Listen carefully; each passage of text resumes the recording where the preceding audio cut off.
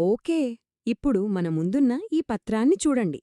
చూడ్డానికి చాలా క్లిష్టంగా ఏవేవో సంకేతాలతో నిండినట్లు అనిపిస్తుంది కదా. కానీ ఇది నిజానికి ఒక రోజుకు సంబంధించిన టైం మ్యాప్ లాంటిది.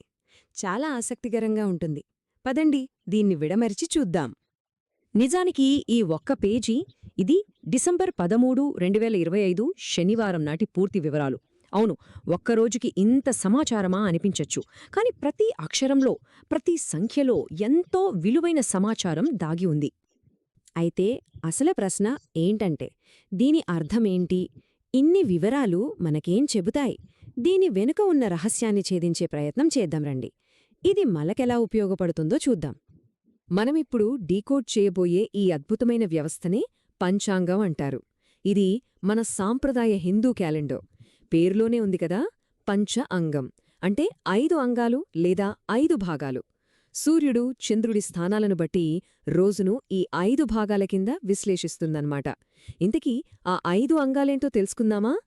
సరే, ఆ 5 భాగాల్లోకి వెళ్లే ముందు అసలు ఈ రోజు ఒక పెద్ద టైంలైన్లో ఎక్కడుందో చూద్దాం. అంటే సంవత్సరం, ఆయనము, ఋతువు ఈ లెక్కనన్మాట. ఒక జూమ్అవుట్ వ్యూలాగా. ఓకే, ఇక్కడ చూడండి. మనం మాట్లాడుకుంటున్న ఈ డిసెంబర్ 13, 2025 ఇది విశ్వావసు అనే సంవత్సరంలో వస్తుంది.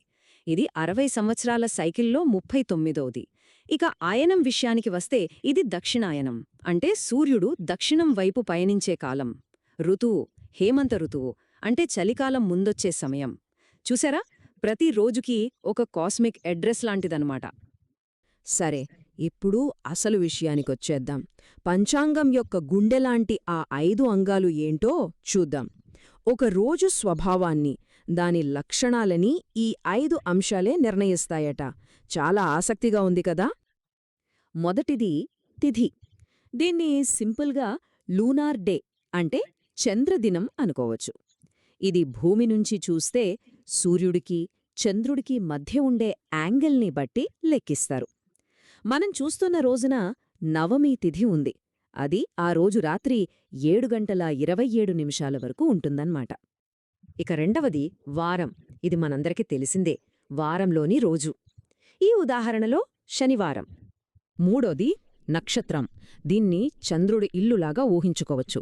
ఆ రోజు చంద్రుడు ఆకాశంలో ఏ నక్షత్రాశి దగ్గర ఉన్నాడో ఇది చెబుతుంది. ఇవి స్థిరంగా ఉండవు, రోజు మధ్యలో కూడా మారొచ్చు. ఉదాహరణకు ఆ రోజు ఉదయం 9:32 వరకు ఉత్తరా నక్షత్రం ప్రభావం ఉందన్నమాట. నాల్గోది యోగం. ఇది కొంచెం టెక్నికల్. సూర్యుడు, చంద్రుడి లాంగిట్యూడ్స్ని కలిపి దీన్ని లెక్కిస్తారు. ఇది కూడా ఒక ప్రత్యేకమైన కాలాన్ని సూచిస్తుంది. ఆ రోజు ఆయుష్మాన్ అనే యోగం మధ్యాహ్నం 3:34 వరకు ఉంది. ఇక చివరిది 5వ అంగం కరణం. ఇది ఇంకాస్త వివరంగా ఉంటుంది. ఒక తిథిని 2 భాగాలుగా చేస్తే ఒక్కో భాగం ఒక కరణం అవుతుంది. మనం తీసుకున్న రోజులో ఉదయం 7:09 వరకు తైతుల, ఆ తర్వాత గరజి అనే కరణాలు ఉన్నాయి. సరే, తిథి, వారం, నక్షత్రం, యోగం, కరణం ఈ 5 అంగాల గురించి తెలుసుకున్నాం. బాగుంది. కానీ వీటితో అసలు ఉపయోగమేంటి? మన రోజువారీ జీవితంలో వీటిని ఎలా వాడుకోవాలి? ఇప్పుడు ఆ విషయమే చూద్దాం. ఎందుకంటే అంతా టైమింగ్లోనే ఉంది. ఈ 5 అంగాల లెక్కల ఆధారంగా రోజులో కొన్ని సమయాలను శుభ సమయాలుగా, మరికొన్నింటిని అశుభ సమయాలుగా విభజిస్తారు. దీన్ని మనం ట్రాఫిక్ సిగ్నల్లాగా అనుకోవచ్చు. శుభ సమయమంటే గ్రీన్ లైట్, కొత్త పనులు మొదలుపెట్టడానికి, ముఖ్యమైన నిర్ణయాలు తీసుకోడానికి సరైన టైం. అశుభ సమయమంటే రెడ్ లైట్, కొంచెం ఆగి, వేచి చూసి జాగ్రత్తగా ఉండాల్సిన టైమన్మాట.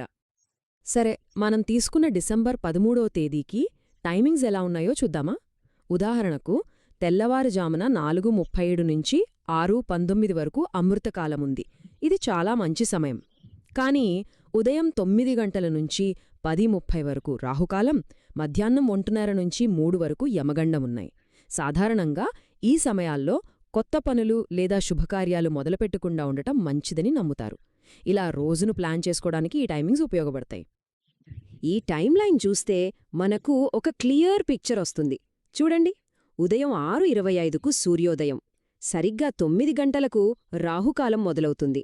ఆ తర్వాత 9:32కు నక్షత్రం మారుతుంది. సాయంత్రం 5:24కు సూర్యాస్తమయం.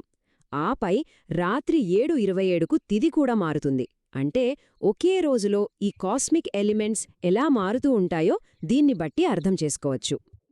ఓకే, ఇప్పటివరకు మనం చాలా విషయాలు తెలుసుకున్నాం కదా. ఇప్పుడు వాటన్నింటినీ ఒక్కసారిగా చూద్దాం. మనం అర్థం చేసుకోవలసింది ఏంటంటే, పంచాంగం అంటే కేవలం తేదీలు చూసుకునే క్యాలెండర్ కాదు, అంతకంటే చాలా ఎక్కువ. అసలు విషయమేమిటంటే, ఇది చంద్రుణ్ణి సూర్యుణ్ణి రెండింటినీ లెక్కలోకి తీసుకునే ఒక లూనీ సోలార్ సిస్టమ్. ప్రతిరోజుకి ఒక కాస్మిక్ కాంటెక్స్ట్ ఇస్తుంది. రోజును ఆ 5 అంగాలుగా విడదీసి చూపిస్తుంది. ముఖ్యంగా మన రోజువారీ పనులను సరైన సమయంలో చేయడానికి ఒక ఫ్రేమ్వర్క్ ఇస్తుంది. సింపుల్గా చెప్పాలంటే, ఇది ఆస్ట్రానమీని, మన సంస్కృతిని, మన డైలీ లైఫ్ని కలిపే ఒక అద్భుతమైన వారధి. చివరగా మనం చూసిన ఆ పత్రంలోనే ఉన్న ఈ మాటతో ముగిద్దాం. సర్వే జనా సుఖినో భవంతు. అంటే అందరూ సుఖంగా ఉండాలి. ఇన్ని లెక్కలు, ఇన్ని వివరాలు, ఈ శాస్త్రమంతా, దాని వెనుక ఉన్న అసలైన ఉద్దేశం ఇదే: అందరి క్షేమాన్ని, ఆనందాన్ని ఆకాంక్షించడం. ఈ విశ్లేషణను ఒక ఆలోచింపజేసే ప్రశ్నతో ముగిద్దాం. అసలు మనం సమయాన్ని ఎలా చూస్తున్నాం, ఎలా కొలుస్తున్నాం అనే విషయం మన జీవన విధానాన్ని, మనం తీసుకునే నిర్ణయాలను ఎంతలా ప్రభావితం చేస్తుందంటారు?